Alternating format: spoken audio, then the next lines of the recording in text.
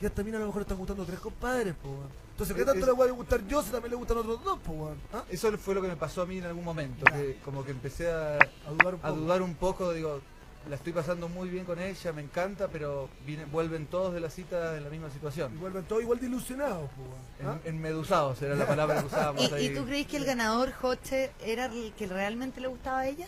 Sí, o sea, debe ser. Sinceramente estoy seguro que es el que realmente le gustaba, el que más le llegó al corazón. ¿Y tú crees que ¿Y es retroactivo?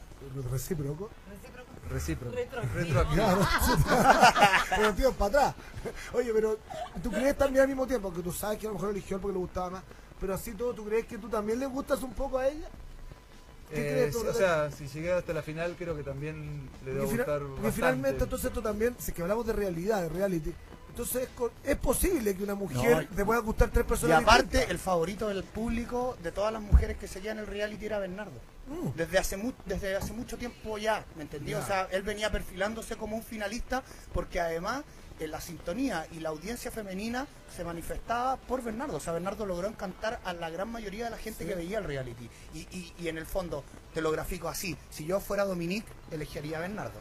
¿Entendí? Mira, está bien. O sea, abrir tu corazón. Por conveniencia yo creo que me hubiera elegido a mí, pero yo creo que ella igual Se eligió con sentía su corazón y estaba más enganchada con ¿Puedo hacer con un break? Joche. Sí, dale. Perdón, me encantaría mandarle un beso gigante a Juanita Vial y a Manel Leighton y a Rafa Arancibia, que nos saludan todas las noches por Twitter.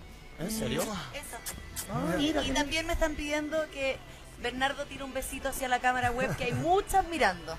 Así quiero mandarle un besito ¡mua! A todas las chicas que me están escribiendo, que las nombren.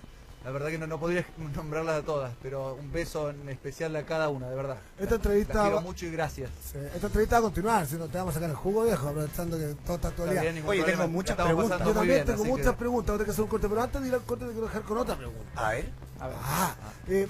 Tú sales del reality, me imagino que antes de entrar al reality tuviste novias antes o mujeres con las cuales has estado. Ahora que tú sales y que vuelves al mercado en el fondo, ¿no?